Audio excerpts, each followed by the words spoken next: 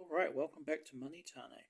This one's going to be really quick because we've only got a few coins to deal with. The last video I introduced you to King George V. Now I'm going to, and we talked about all the coins through to this one in 1927. Now I'm going to show you my coins from this year right through to his death in 1936. All of these are very nice coins in my opinion, basically. It's a nice design by Kruger Grey. He also designed the New Zealand coins when they were first issued and designed coins for South Africa, Fiji, and Mauritius and Seychelles, and many other places. He was a very versatile designer, and of course, despite the name, he's not South African, he was actually born in Jersey. And so we'll get right into it. So that was the 27 proof coin, as I told you about in the last video. That's really rare. So in 1928, it got applied to general coinage, and this is my 28. This is not bad. It's another VF coin. A lot of my coins from this era are high grade. There are a few which are lower grade. The numbers minted go up and down. 28 and 29 are fairly common because these were the prosperous years of 20s. Again, a lot of coins from this era too suffer from bad strike. This one is genuinely VF, maybe a bit better, but you will get uncirculated coins that don't have much more detail than this, pretty much. And I suspect this one, I'm not 100% sure, I don't think it has, but there is a chance it may have been cleaned. Coins from this era are much, much easier to collect. 29, this is a real stunner. This is easily EF. As you can see, as good as it looks, you notice that there is some flatness in the thistle at left, and that's how you tell if between basically an uncirculated and an EF coin, although again this is weak strike. Now you compare that to my 27, you look at that thistle, you see how you can see detail on that thistle? That's truly proof uncirculated, whereas on this one, which is EF, you can clearly see it's a lot flatter basically, so this is a good coin. Again, much better, that's actually a fairly decent strike, that's about as good as it gets.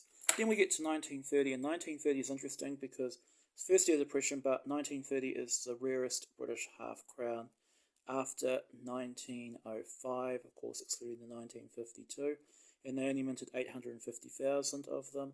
This one here is barely fine, but I've seen them in much worse condition. It's a hard date to get, most people don't have one, so I'm happy to have it. And I don't think I paid very much for this coin, it was about $30. And as you can see, this is what they look like when they're more worn, but you notice now with this new quaternary alloy, they're not all dirty and pilly looking, they've actually got quite nice sort of greyish wear. And this is basically the zinc and the nickel doing its job on the copper. And the coin was, if you actually chopped one of these coins in half, you will actually find that they look the same all the way through. Okay, so this is 31, this is a better year, and this is a better coin as you can see. Probably this one was clean, it was one of the first coins I got. 29 was actually the very first half crown I got in this series back in 2018. And it actually encouraged me to start collecting half crowns. Yeah, because you've definitely got this yellowing around and you've got a few white bubbles there, but this is still a nice coin, probably again high EF.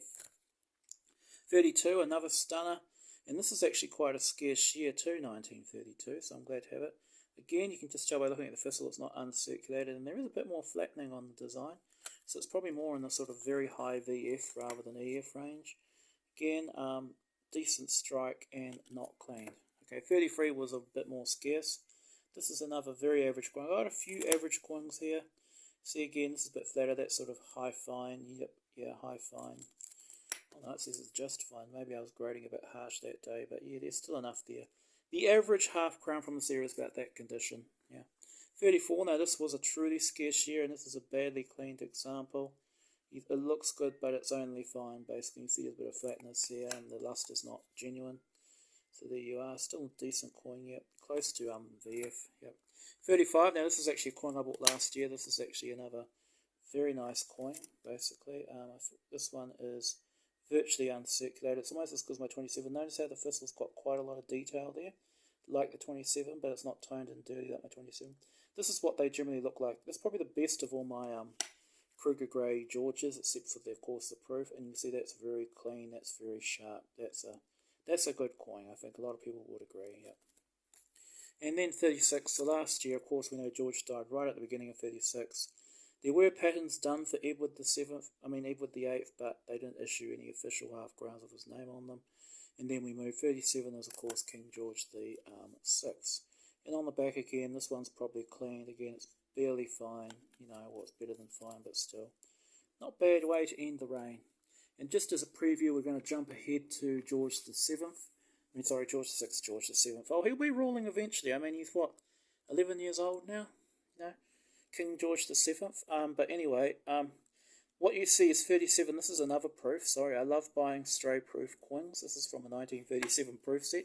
But I've got it out because a lot of people say that the design's the same, but there are some subtle changes. First of all, that sort of 1930s style block lettering had come into fashion that you find in 37.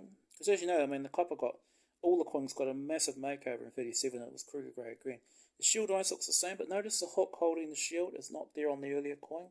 And there's also this like design cut on the far left of the coin on the earlier ones. And it's not there on the later ones. And also you can see the ciphers have changed. And it's sort of been, this is sort of more sort of formal 20s, whereas this has been Art Decoized, to be a way to describe it. So there you are. That's all my King George V's, and tomorrow we'll move into his son, George VI, not the 7th. So enjoy my videos, and peace out.